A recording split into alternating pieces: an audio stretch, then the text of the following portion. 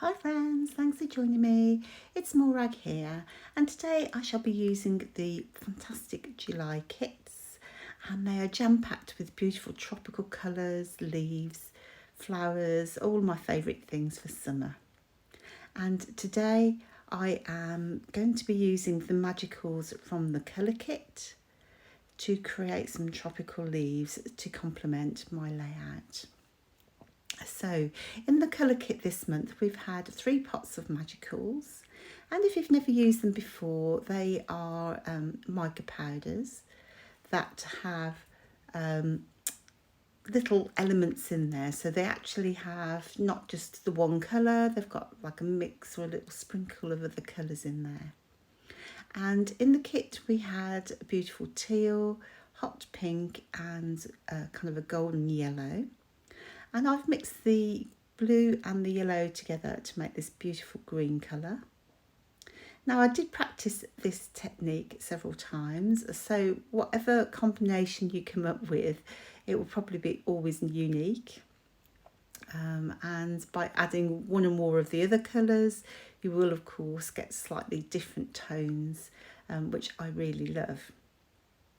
So to create the tropical flowers, it's really simple. I'm just putting down some colour in a kind of a loose leaf shape. Now I hold my hand up, I cannot draw for toffee. So if I can make these, you can definitely make them. So don't, you just need to be a bit loose. Dilute the powders with water, as you can see there, and just go back and forth. I've made maybe 50, I made maybe 100 of these before I actually got something I liked. So if it's something you fancy doing and it's something I would suggest you should give a try because they're quite addictive. So here's one that I made earlier, and I'm just going to add some splatters while I've got that ink on my messy mat. Just while those are drying then, you do need to let them dry off before you go on to the next stage. I thought I would put some colour onto my background, and I'm going to use the pink and the yellow to add the colour to the background. Now again, I don't do, these are beautiful vibrant colours, real jewel-like, but I'm a bit scared of bright colours sometimes, especially when it comes to mixed media, because it looks a bit frightening, I think.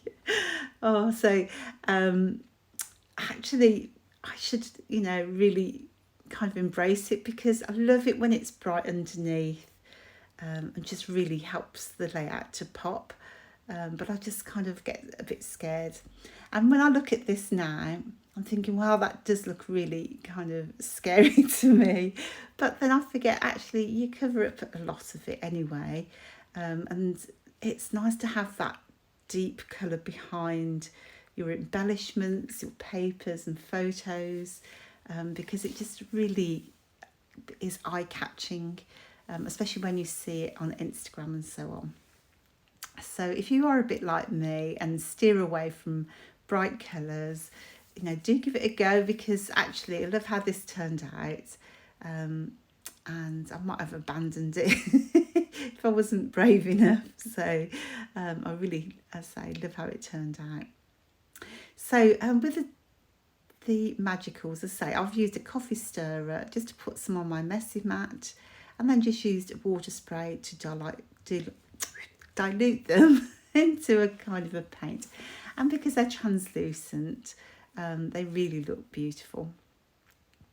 So on to making my leaves. They're completely dry, and I'm using a 0.1 fine liner pen in black, and I'm just going round a leaf shape. So I've had a lot of practice, or a fair amount of practice, so I kind of know what I'm doing now, but I would suggest that you actually get an example to follow.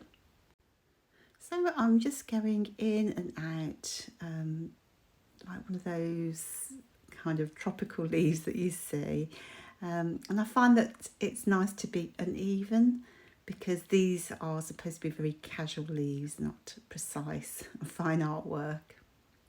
And then if you go back in the fine liner, so you're making messy lines at the on the outside of the leaf, I think they just look better. They look more like scribbled lines, and just therefore it's more forgiving when your leaves aren't very perfect like mine.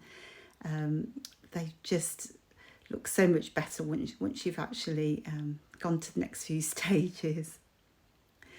So I'm just going to fussy cut these out,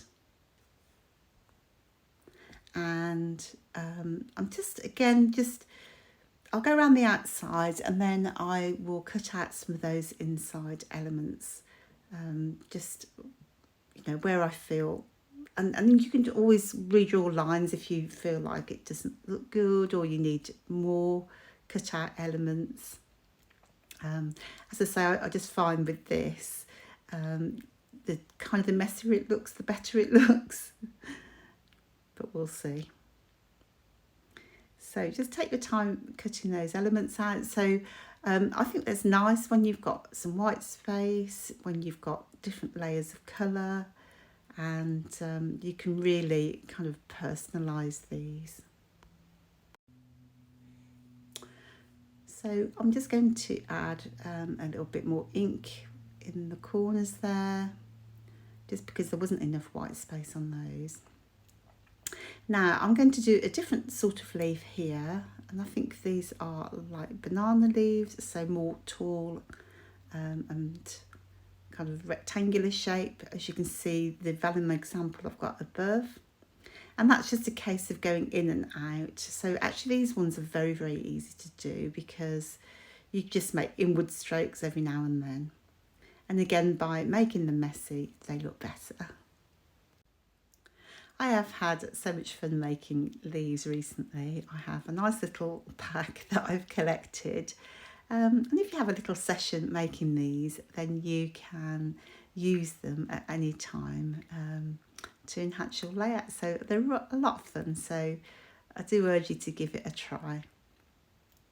So I've got a selection of leaves that are in different sizes, and for this particular project I imagined I was going to use some very, very big, oversized leaves, and then maybe a couple of the regular sized ones.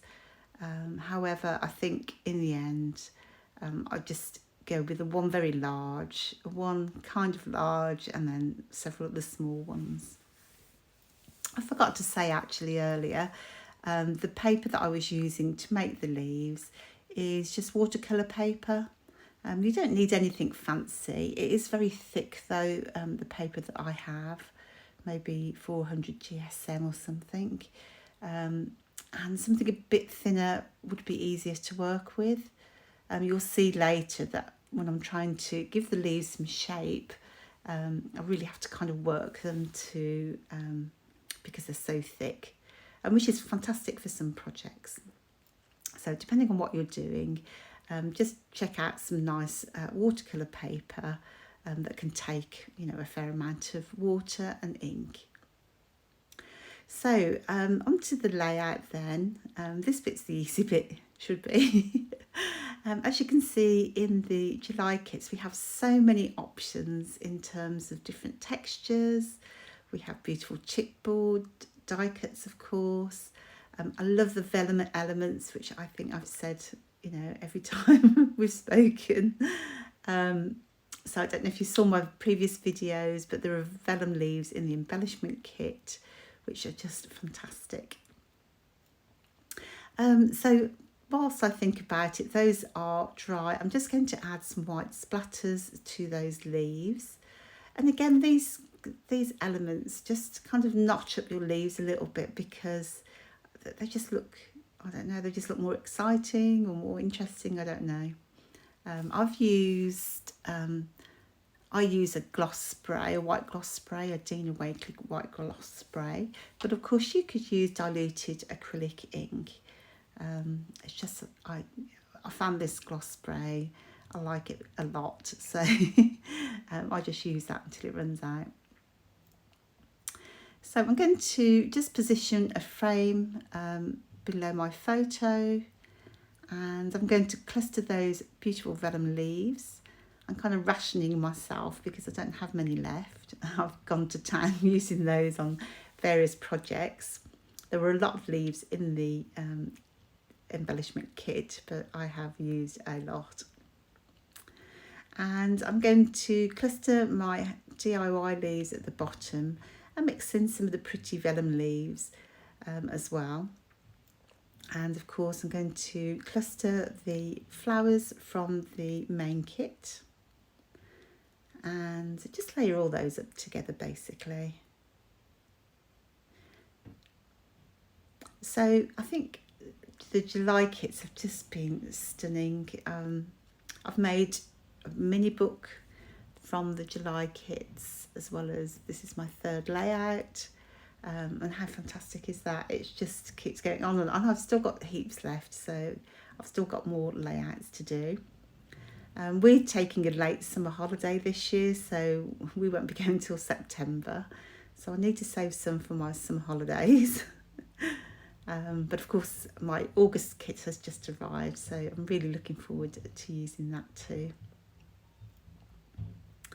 So when I'm clustering my flowers and so on, I like to overlap everything. I think it just gives a more polished look maybe, rather than just letting things float around the page.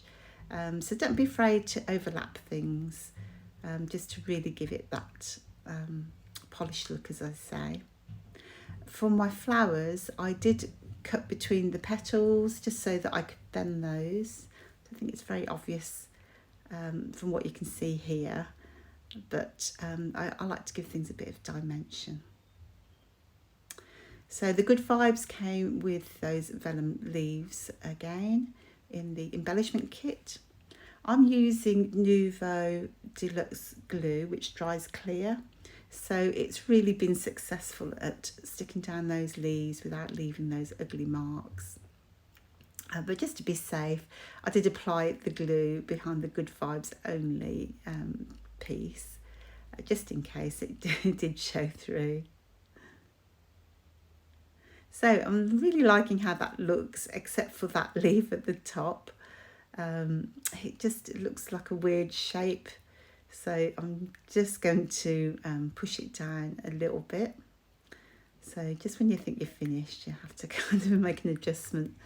I think in hindsight, I probably needed some more of those leaves at the top just to soften it. It just looked like a big pineapple, I think. I'm not sure. And I'm not sure actually the shape that I made in the end. You know, could have been a little bit better, but I don't know. I just really like the leaves, did I say? So I'm just tucking in more of those leaves. And I'm just going to add some white splatters again. Just because I think, you know, they just, on summer layouts, I think there's something lovely about those white splatters. Probably on all layouts, really. Now, what did I say about covering up that mixed media? So you can barely see it now, I think. So I was having a panic about how much mixed media I'd put on the background, and now you can't see it. So I like to do this at the end. It's just to add some colour behind my elements. Again, you could treat it like a shadow or just some softer colour. So again, I've just used the diluted Magicals. Incidentally, I left them all on my mat, so all I need to do is, if it's dried off, is just reactivate it with some more water, and hey presto, you have more ink to use. So that rounds it up, and as you can see, I've decided to mount it on some pattern paper just to add a little bit more pink. And I really hope you like this tutorial and the techniques that I showed you. I'd love to see what you create, so don't forget to tag me in the Facebook group. And I'll see you on the next video. Take care now. Bye.